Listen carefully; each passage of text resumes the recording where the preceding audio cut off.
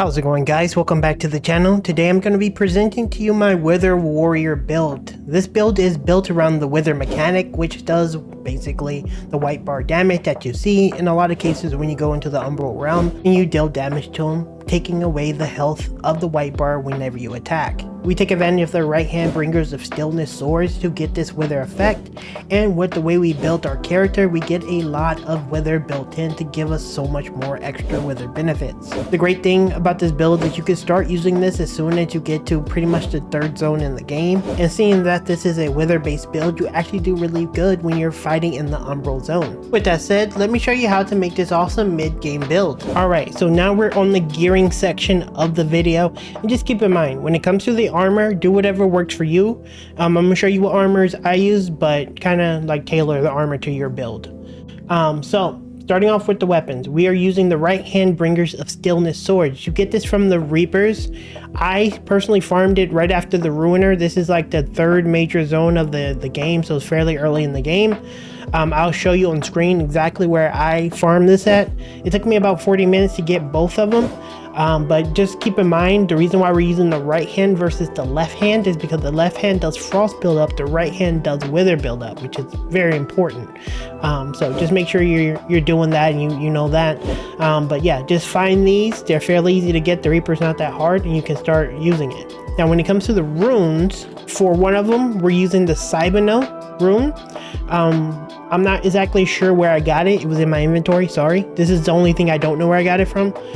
But yeah, use the Cybano. And this gives me healing every time I hit an enemy, and that helps me sustain, which is really nice. The second one we have is the Dimexus.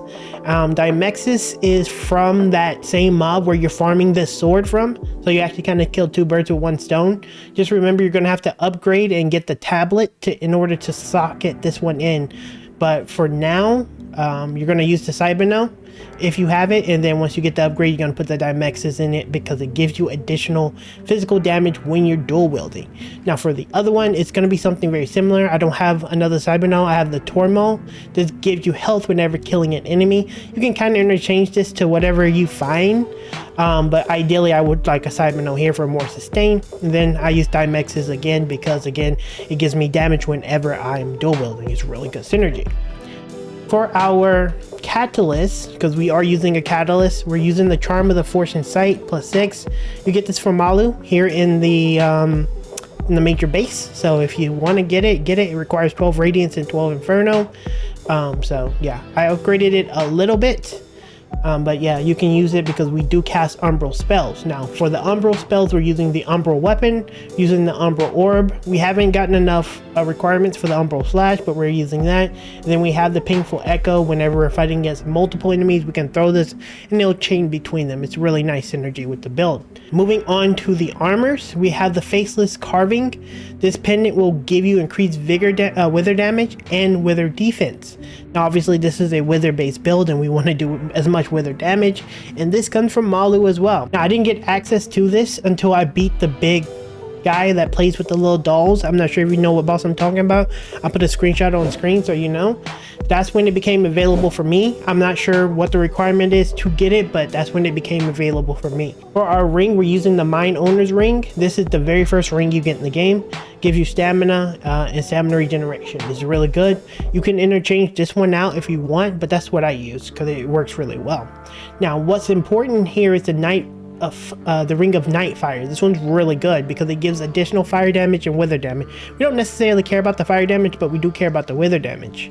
I'm going to show you where I got it on screen, but this one is pretty much in the same spot where I farmed the Reaper to get the sword. So you get the sword, you get the runes, and you get this ring all in one area. It's really nice to get started, and it's fairly early in the game when you're fighting in the Ruiner, so it's like really early, so it's really good. Now for our armor, we're using the Vanguard Helm. We're using the Angel of the Void armor, we're using the Purger gauntlets, and we're using the Vanguard leggings. We can make this heavier if we wanted to, but you know, I had to do fashion for the video. But feel free to go heavier if you want. We have plenty of equipment load. We could easily go heavier. So when it comes to our quick access items, this is going to change depending on what you're doing, because sometimes I do use my bow. But I have my heal, of course. I have my ammunition satchel, of course. I use minor wither salts because it can help whenever you're out of mana. And then I have small mana clusters. You can use the other clusters. These things are super inexpensive and it gives you a ton of mana. So it's really nice. But that's what I would use. Anything else that you use kind of interchangeable, but for me, the mana stones is kind of important. The withers here, and then of course our major heal, which obviously we need to heal. For our stats, gonna show you our stats, and what I use is 20 strength, 50 agility, 23 endurance, 37 vitality, 15 radiance, and 15 infernal. I started off as the blackguard, I think it is, guy with the axe and shield, whatever his name is. That's how I started off at. Just keep in mind you don't necessarily have to use that character, but you're gonna distribute your stats kind of similar to this. Mainly the only thing that you probably won't have is as many points as me. I'm level 100. I play the game an abnormal amount, but if I'm like level 70, 50-ish, which probably most people would be by the time they get to where you can have all of this stuff fairly easy. I would put a little bit in strength, just enough to be able to pick up any like major weapons I use to get to this point. I would get agility to at least like 35. I would put probably 25 in endurance, 30 into vitality, and then just get the minimum to cast the spells, which is like 15. That's how I would do it, but of course you're gonna be a different character, so I don't know how many points you need to get to that. I'm just saying this is what you probably would want. That is our stat distribution, but again, just keep in mind my agility is abnormally high. I think my vitality is a little bit too high, but you'll probably go something similar to this, just putting priority into agility and meeting your minimum for your radiance and inferno. Now the last thing we need to talk about is the Umbral lamp, and it's actually kind of important to the build and actually offers us pretty good damage, believe it or not. We're going to be using the Umbral Eye of Rosamond, and what this does is whenever we dodge, it gives us the ability to apply wither damage on the enemy that attacked us, but you kind of have to do what I guess they refer to as maybe like a perfect dodge in other games, and you will get some wither damage, and it's actually pretty sizable. It's a chunky amount of wither damage. And so this build is, it's an agility build. We want to not get hit, so we prioritize dodging whenever we can. You don't necessarily you don't have to not parry if you don't want to. You can, it's good to parry, but dodging is going to be the primary way of getting some extra damage out of the build, which is really nice.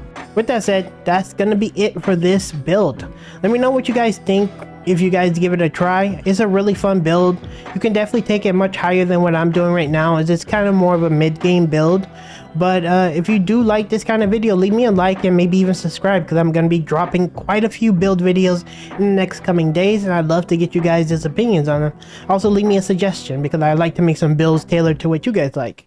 With that said, I'll see you guys in the next video very soon. Later.